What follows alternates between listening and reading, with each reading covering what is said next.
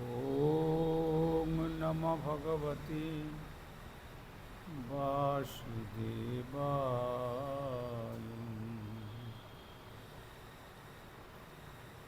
श्रुतिछन्दोगख्या वदति परमं ब्रह्मपूरकम् श्रुतिर्वैकुण्ठखं वदति किल यद्विष्णु सदनम् श्रितद्दीपञ्चन्नविरलरसिकोऽयं व्रजवनं श्रीनवद्वीपं वन्दे परमसुखदं तं श्रीविदितं श्रीमायापुरं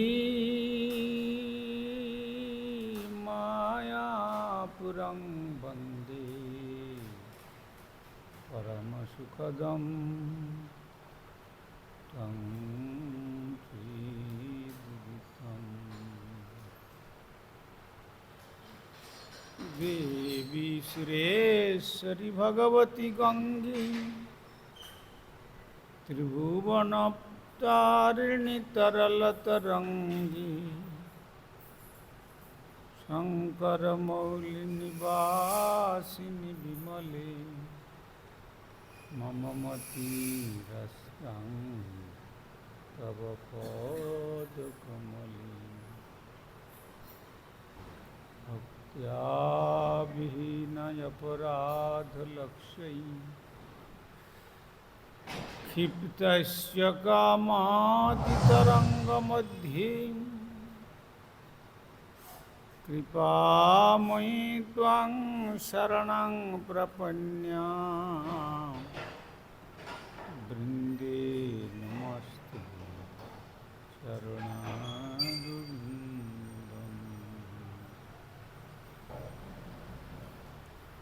हरे कृष्ण चैतन्य प्रभु नित्यानंद श्री अद्वैत गदाधर शिवासादि गौरभक्तवृन्द। हरे कृष्ण कृष्ण कृष्ण हरे हरे, हरे राम राम राम हरे हरे। श्री गुरुदेव जय प्रभुपाद, जय राधा दामोदर, जय गौर सुंदर, जय जगन्नाथ, जय गुरु श्री राज।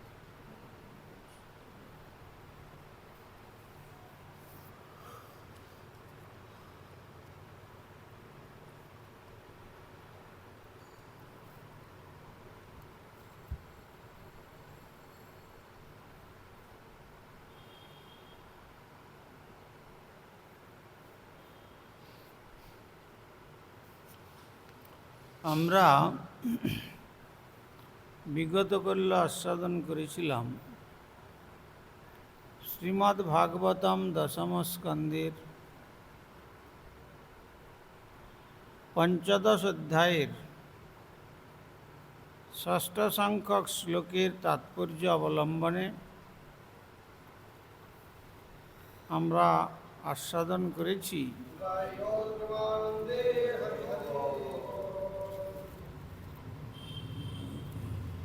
মৌনতা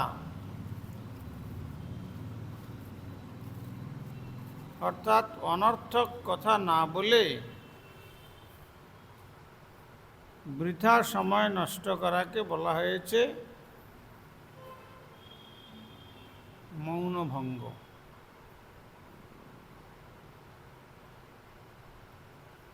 নিজের বাচনিক অভ্যাসকে পরমেশ্বর ভগবানের প্রেমময়ী সেবার নিমিত্ত ভগবৎ প্রসঙ্গোচিত যে ধ্বনি তার বর্ণনা ও আলোচনায় সীমাবদ্ধ রাখা।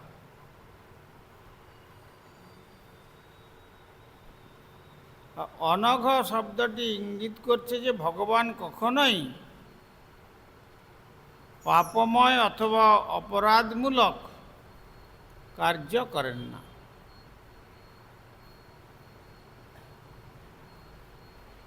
তাছাড়া এই শব্দটি নির্দেশ করে যে ঐকান্তিক ভক্ত ঘটনাচক্রে ভগবানের সেবা থেকে বিচ্যুত হলেও তাঁর দ্বারা অনুষ্ঠিত পাপ ও অপরাধ শ্রী ভগবান তৎক্ষণাৎ মার্জনা করেন।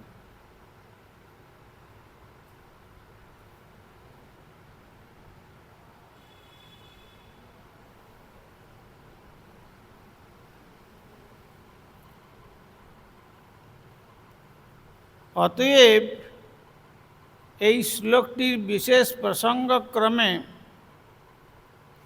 অনঘ শব্দটি এই অর্থে নির্দেশ করে যে ভ্রমরেরা ক্রমাগত তাঁকে অনুসরণ করার ফলেও শ্রী বলরাম বিরক্ত হননি।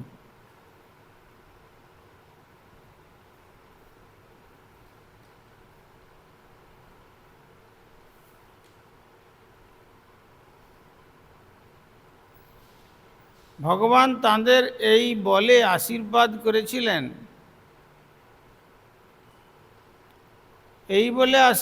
করেছিলেন, ওহে ভ্রমরেরা, আমার নিভৃত কুঞ্জবনে এসে স্বচ্ছন্দে তার সৌরভ আস্বাদন করো। আমার যে ব্রজের যে কুঞ্জবন, সেখানে যে ষড়ঋতুর সম্মিলিত পুষ্পের সৌরভ, স্বচ্ছন্দে সেই পুষ্পের সৌরভ আস্বাদন করো।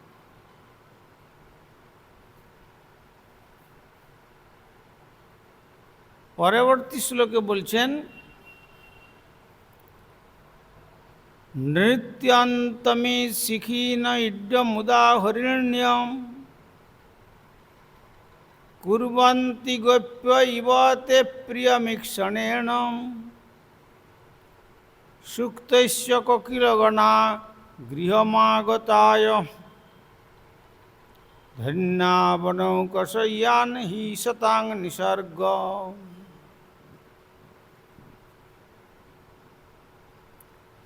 নৃত্যন্তি অমি শিখীন ইড্য, নৃত্য করছে এই ময়ূরগুলি।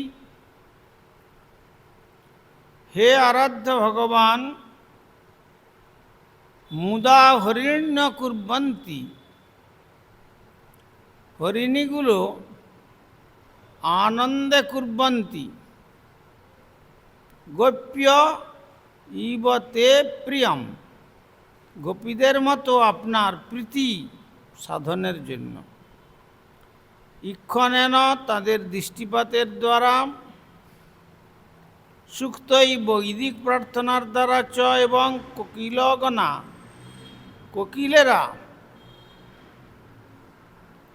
গৃহম, তাদের গৃহে আগতায়, আগত ধন্য, ভাগ্যবান বন ও কষ, বনের অধিবাসীগণ এরূপই বস্তুত শতাম, সাধুগণের স্বভাব। অর্থাৎ এখানে বলছেন, হে আরাধ্য পুরুষ শ্রেষ্ঠ, এই ময়ূরগুলি আপনার সম্মুখে আনন্দে নৃত্য করছে, আর এই হরিণীগণ গোপীদের মতো স্নেহময়ী দৃষ্টির দ্বারা আপনাকে আনন্দ দান করছে, এবং এই কোকিলেরা বৈদিক প্রার্থনা দিয়ে আপনাকে সম্মানিত করছে, আর এই বনের সকল অধিবাসীরা অত্যন্ত ভাগ্যবান। আপনার প্রতি তাদের এই ব্যবহার অবশ্যই গৃহে আগত মহাত্মার প্রতি অন্য মহাত্মাদের অভ্যর্থনার মতোই যথাযথ পরিদৃশ্য হইতেছে। অর্থাৎ শ্রীধাম বৃন্দাবনের শুধু যে মানবকুল ভগবানের আনন্দ প্রদান করতেন তা নয়। এই শ্লোকের দ্বারা জানাচ্ছেন ময়ূরের যে মধুর কণ্ঠস্বর এবং তাদের পেখম বিস্তারিত করে যে নৃত্য ছন্দে ছন্দে, মানুষ অজানা মানুষ তারা নৃত্য করতে গেলে ছন্দ পতন করে, ছন্দ ভঙ্গ হয়। কিন্তু ময়ূর যখন পেখম তুলে নৃত্য করে তখন তার পা কিন্তু ছন্দে ছন্দেই পড়ে, একবারে তালে তালে। কেননা তা না হলে ওই যে পিছনে এত বড় পেখম বিস্তার করে তো তখন সে পড়ে যাবে। অত্যন্ত ছন্দের সহিত নৃত্য, তা নাহলে সুর তাল, সুর বাজছে তার বাজছে একরকম, আর কীর্তনের সময় নৃত্য আরেক রকম করছে, বেতালে নৃত্য হচ্ছে।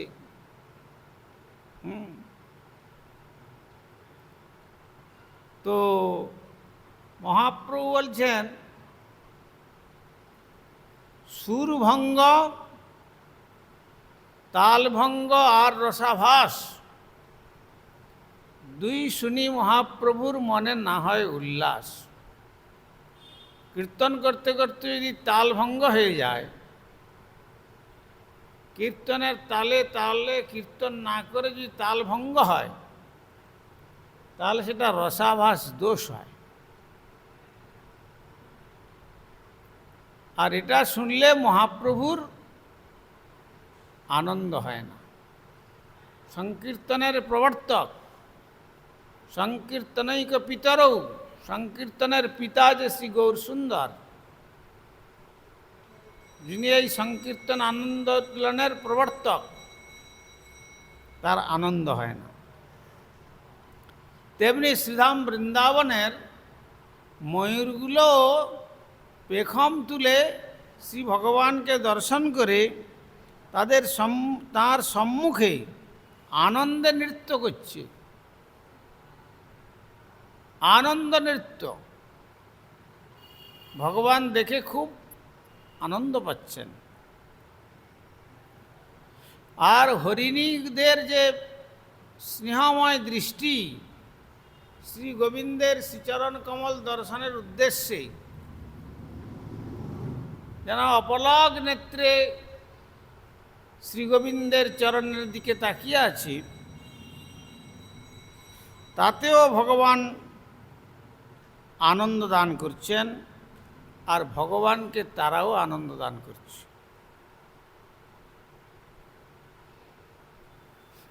আর বসন্তের কোকিলেরা যেন বৈদিক প্রার্থনা দিয়ে আপনাকে সম্মানিত করছে। বেদ মন্ত্রের যে প্রার্থনা,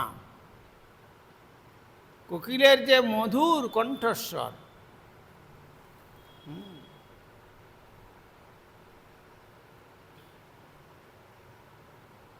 সেই মধুর কণ্ঠস্বরের ধ্বনি যেন বেদ মন্ত্রের দ্বারা শ্রী ভগবানকে স্তব করছে,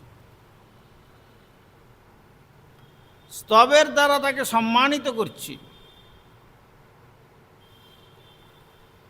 আর বনের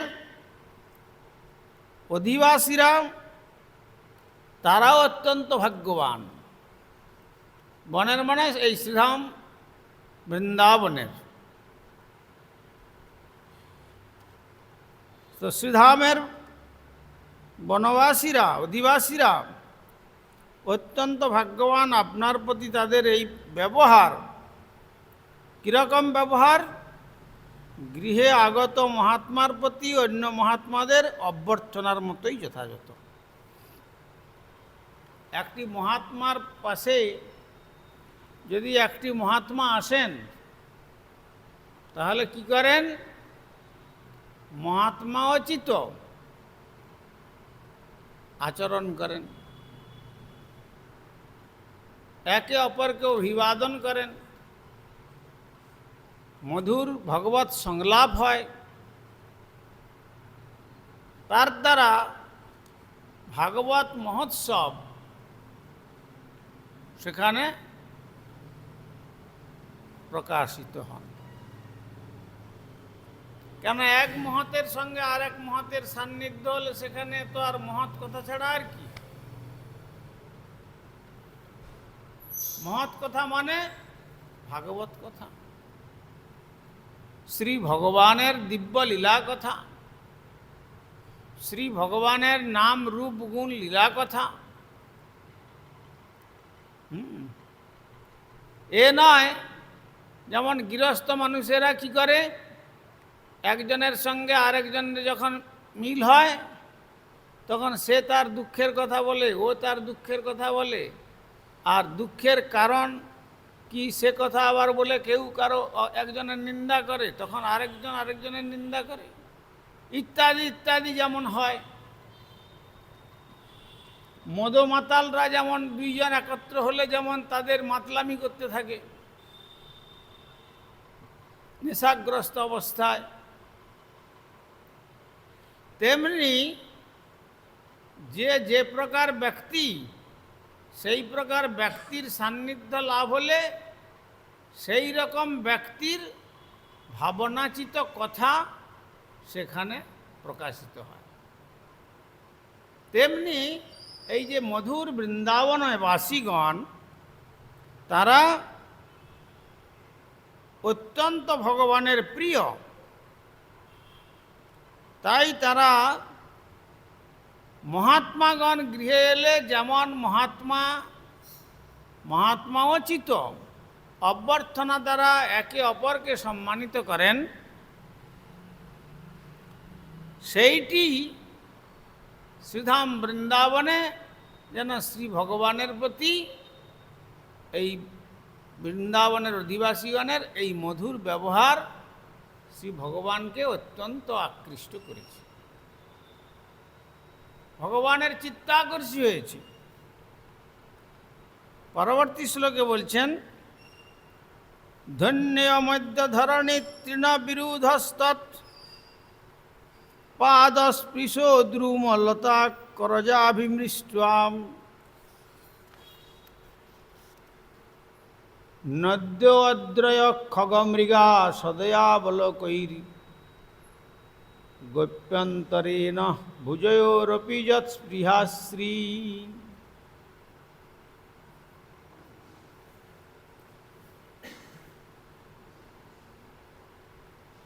ধন্যা ইয়ম অদ্য ধরণী, সৌভাগ্যবতী এই এখন ধরণী দেবী অর্থাৎ পৃথিবী দেবী। তৃণ তাঁর তৃণ বিরুধ গুল্মগুলি, তৎপাদ আপনার পাদদ্বয়ের স্পর্শ লাভ করে দ্রুম বৃক্ষগুলি লতাগুলি করজ আপনার হাতের নখের দ্বারা অভিমৃষ্ট স্পর্শ করেছেন। নদীগুলি অদ্রয় এবং পর্বতগুলি, খগ পাখিগুলি, মৃগা পশু সকল সদয় কৃপাময় অবলোকই আপনার দৃষ্টিপাতের দ্বারা গোপীগণ অন্তরেণ মধ্যে ভুজয় আপনার দুই বাহু অপি বস্তুত যৎ যার জন্য স্পৃহা কামনা করেন শ্রী ভাগ্যদেবী। তারপরে কি বললেন? পৃথিবী এখন অতীব সৌভাগ্যবতী হয়েছে।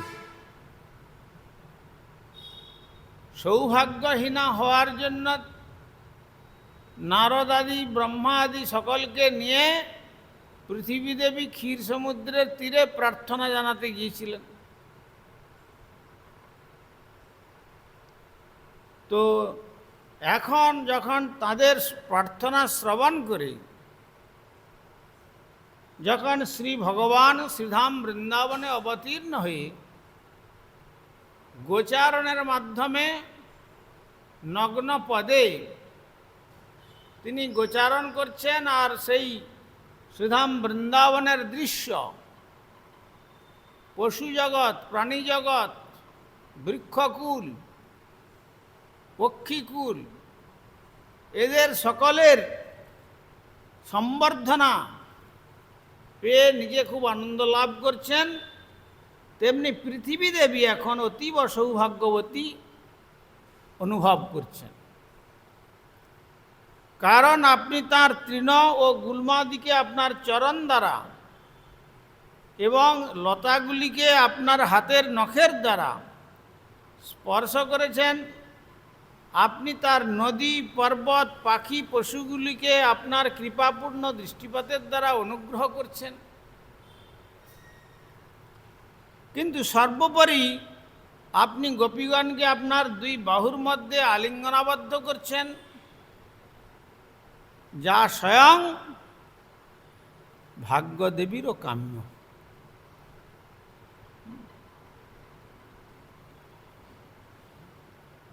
তাহলে পৃথিবী সৌভাগ্যবতী, পৃথিবীর মধ্যে যে তৃণগুল্ম, তার উপরে আপনি চরণ দিয়ে যাচ্ছেন, তারা ধন্য। আর যে লতাগুলি ঊর্ধ্ব দিকে, তাদেরকে আপনি আপনার শ্রীহস্তের নখের দ্বারা স্পর্শ করে আনন্দ দান করছেন। আর নদী, পর্বত, পাখি, পশুগুলিকে আপনার কৃপাপূর্ণ দৃষ্টিপাতের দ্বারা অনুগ্রহ করছেন। নদীর দিকে, যমুনা নদীর দিকে তাকিয়ে আপনি পরম আনন্দ লাভ করেন। তাই যমুনার দিকে তাকিয়ে কদম্ব বৃক্ষের তলায় দাঁড়িয়ে ত্রিভঙ্গ ভঙ্গিমা ঠামে পরম আনন্দে সেই যমুনার পবিত্র সবিরণ শ্রীঅঙ্গে লাগছে, তাতে আপনি আনন্দেতে বংশীবাদন করছেন। আর পর্বত আদি দর্শন করে সেই পর্বতের সুখ অনুভব করছেন। কোথাও পর্বতের উপর থেকে আবার নিচে আস্তে আস্তে আস্তে আস্তে আস্তে আস্তে গড়িয়ে আসছেন সখাদেরকে নিয়ে।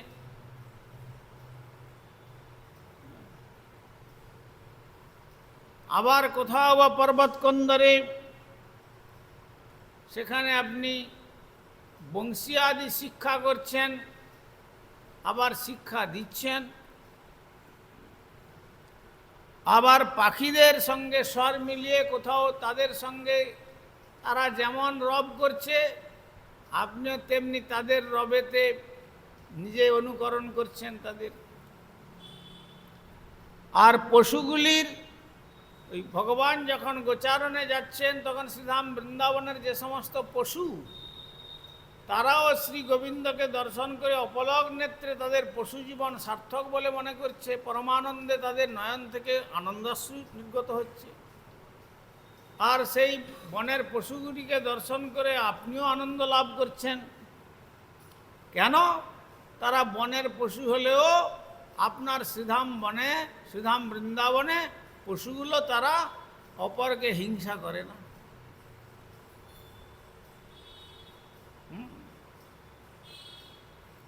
আর বৃক্ষগুলি কল্পদ্রুম। আর আপনার এই শ্রীধাম বৃন্দাবনের যে সমস্ত বৃক্ষ, তারা কল্পবৃক্ষ। তার কাছে যে যা প্রার্থনা করছে, তার প্রার্থনা সেই কল্পবৃক্ষ পূর্ণ করছে। চুপ করে বসো না, তুমি নিজের চরকায় তেল দাও।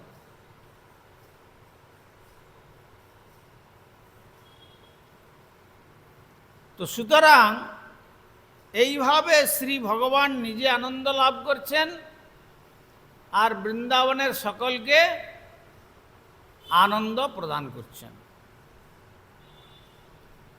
আর সর্বোপরি কথা, যেটি ব্রজদেবীগণের যে পবিত্র আলিঙ্গন, তাদের যে বহু জন্মের যে সাধনা, সেই দণ্ডকারণ্যবাসী ঋষিগণ আর সেই জনকপুরীর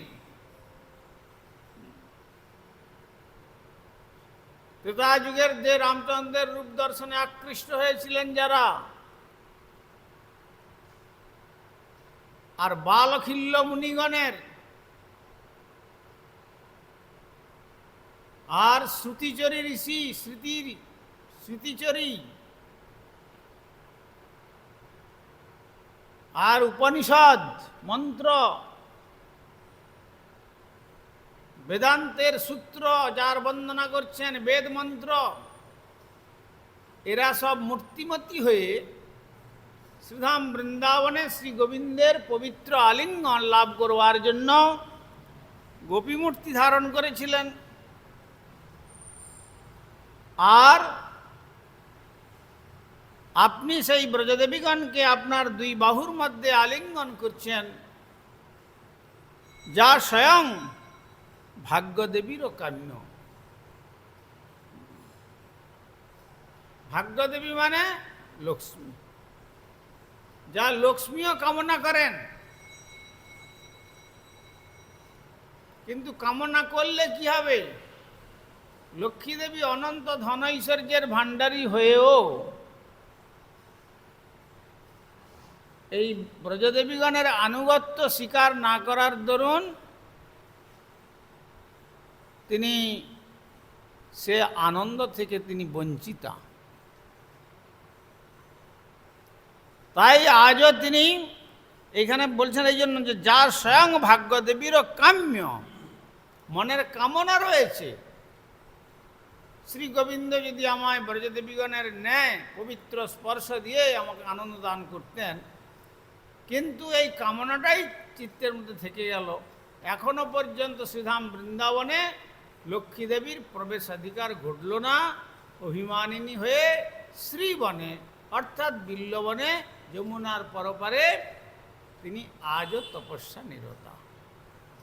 তপস্যা করতে করতে তিনি শ্রীহীন হয়ে গেছেন। কেন?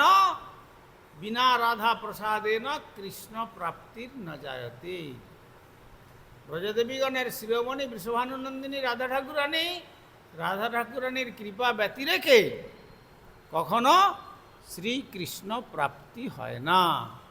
শ্রীধাম বৃন্দাবনের কৃষ্ণ প্রাপ্তি শ্রী রাধা ঠাকুরানীর কৃপা ব্যতি রেখে কখনো কেউ লাভ করতে পারে না। তাই এখানে বলছেন যা স্বয়ং সৌভাগ্য দেবীরও কাম্য। মঞ্চা কল্পতরুভ্যস্য কৃপা সিন্ধুভ্যৈব চ পতিতানাং পাবনেভ্যো বৈষ্ণবেভ্যো।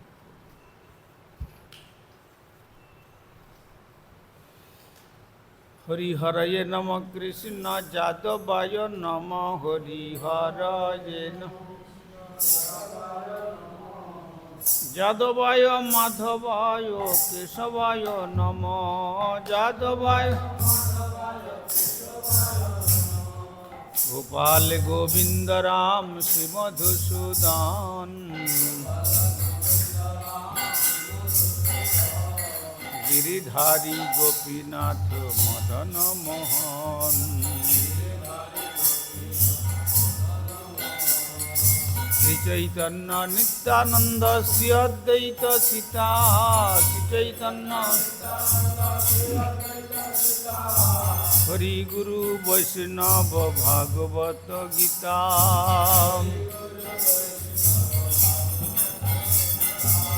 শ্রীরূপ সনাতন ভট্ট রঘুনাথ শ্রীরূপ শ্রীজীব গোপাল ভট্ট দাস রঘুনাথ শ্রীজীব গোপাল এই ছয় গোসাইর করি চরণ বন্দন যাহা হইতে বিঘ্ন নাশ অভীষ্ট পুরাণ এই ছয় গোসাই যার মুই তার দাস দাসবার পদরেণু মোর পঞ্চগ্রাস তাদের চরণ সেবী ভক্ত সনে বাস মার জন্মে জন্মে হয় এই অভিলাষ জন্মে জন্মে এই ছয় গোসাই যবে ব্রজে কৈলাবাস রাধা কৃষ্ণ নিত্য লীলা করিলা প্রকাশ আনন্দে বল হরি ভজ বৃন্দাবন মনের আনন্দে বল শ্রী গুরু বৈষ্ণব পদে মজাইয়া মন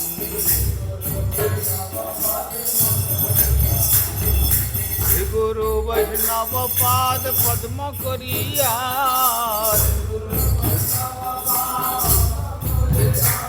হরি নাম সংকীর্তন কহে নরোত্তম দাস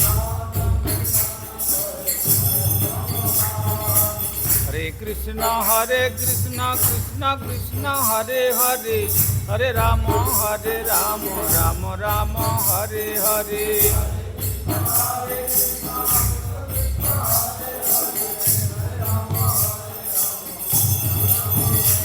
তাই গৌর হরি বল হরি বল হরি বল হরি বল তাই গৌর হরি বল হরি বল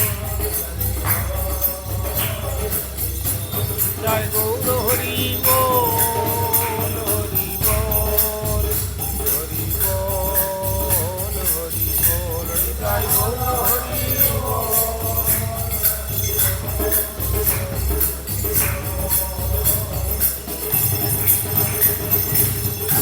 শ্রী শ্রী গুরু গৌরাঙ্গ গান্ধর্বিকা গিরিধারী শ্রী রাধা গোবিন্দ গোপীনাথ মদন মোহন শ্রী জগন্নাথ বলদেব সুভদ্রা শ্রী রাধারমন দেব ধামেশ্বর শ্রী গৌর সুন্দর শ্রী জগন্নাথ দেব শ্রী गिरिराज महाराज राधा दामोदर जीव श्री श्री ग्रंथराज श्रीमद् भागवतम तुलसी महारानी तथा संतकालीन भागवत अधिवेशन महामहोत्सव की जय।